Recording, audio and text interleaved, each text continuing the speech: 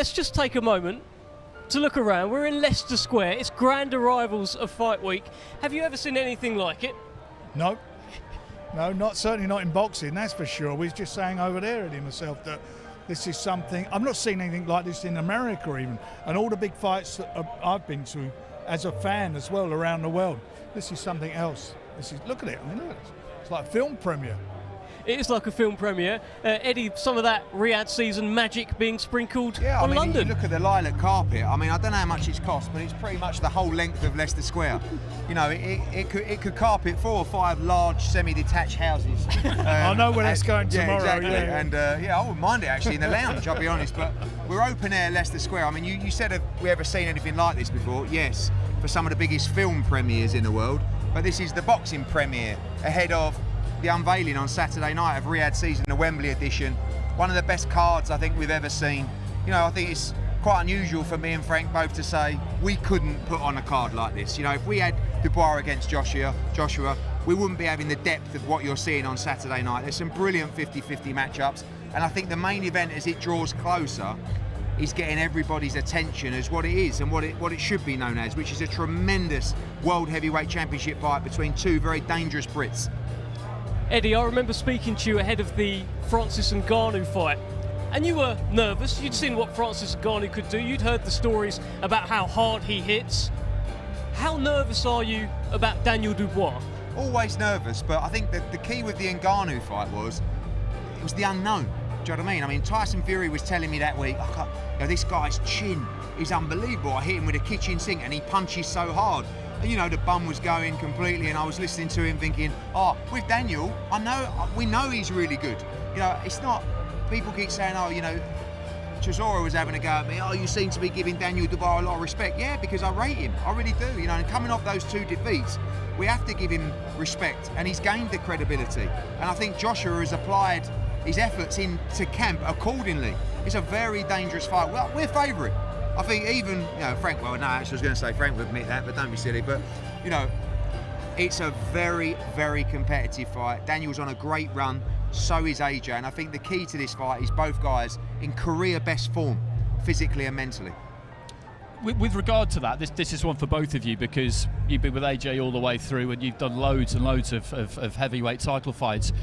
Do you ever get used to just the sheer jeopardy of it and the unimaginably high stakes of top-level heavyweight boxing, where really anything can happen? It's a bit of a cliche in the sport, but in there with the big boys, anything can happen. It's because of the punch power, because of what they carry in their fist.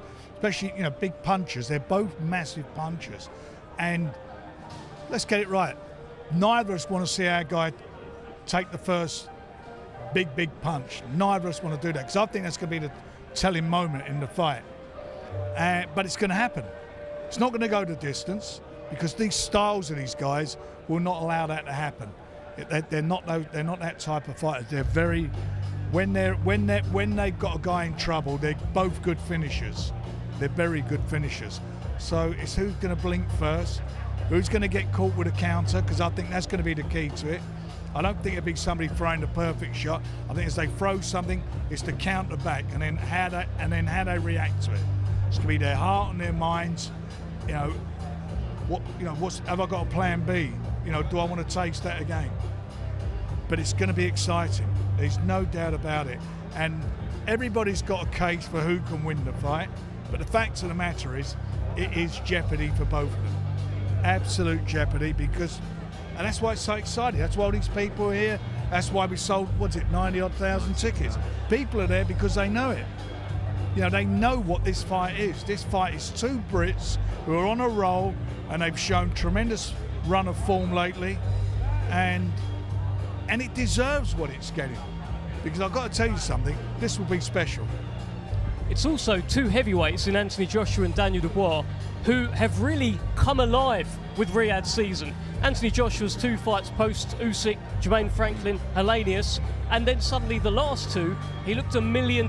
Daniel Dubois, his last 2 fights with Riyadh season has looked $1 million as well. It feels like it's invigorated them both. Well, Oh, sorry. I mean, yeah. Whoever wants it. Neither I'll of just us throw really it like out to there. talk, to be honest with you. No, we've but, had enough of this. We're starting off. But I think you're right. I mean, look, Daniel coming off the Usyk, I thought he did well in the Usyk fight, really. You know, I thought he was very competitive in that fight. Big Baby Miller was a turning point because halfway through that fight, it looked like he could be ready to jack it here. And if he got beat, he was in a terrible place. And in comes the old man, rattles him up in the corner. You know, and his dad played a big part in that fight, so much so that he was also in the corner for the Hrgovic fight, and he'll definitely be in the corner on Saturday night. So that's a big, a big plus for Daniel Dubois. And Josh is in the form of his life. Ben Davison and Lee Wiley. This is not tactically a tough fight for Anthony Joshua. It's just a very dangerous fight. You know, unpicking the flaws of Daniel Dubois and setting traps against him is not going to be the problem. It's going to be what's coming back, and it's about being smart and being like a sniper in there and taking this guy out, because Dubois is very active. He's got great volume to his work. And I was saying to Frank, it's going to be really interesting to see how they both come out, because I don't know if Dubois can control his emotions in there on Saturday. And if he doesn't, he'll come out like he did against Hrgovic. And if he does, one way or the other, this will be over inside 3 rounds. And it could just be an almighty shootout. Or they could be a little bit more cautious. They're definitely going to be conscious of each other's power. But, you know, as you said, form of their life through Riyadh season, and neither fighter has looked better, I don't think, in their whole career. I'm hoping for a Hagler-Hearns heavyweight fight. That'll do. Because that's what they got, you know, that's the power that both of them have. It will be a shootout. They're going to have to let their bombs go. I don't think it's going to be cagey at all. I don't think for either of them.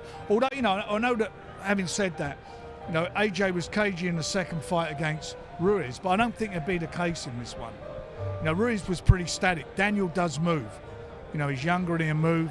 So they're going to have to let their shots go. They will let their shots go. Well, they will both let their shots go, and we're going to have to let you go, Frank Warren and Eddie Hearn. Great to have you both. Best of luck to both of you, but mainly Frank on Saturday night. Great to see you as always, Eddie. We're going to swap you out, bring in Mr. Matt Macklin and Johnny Nelson.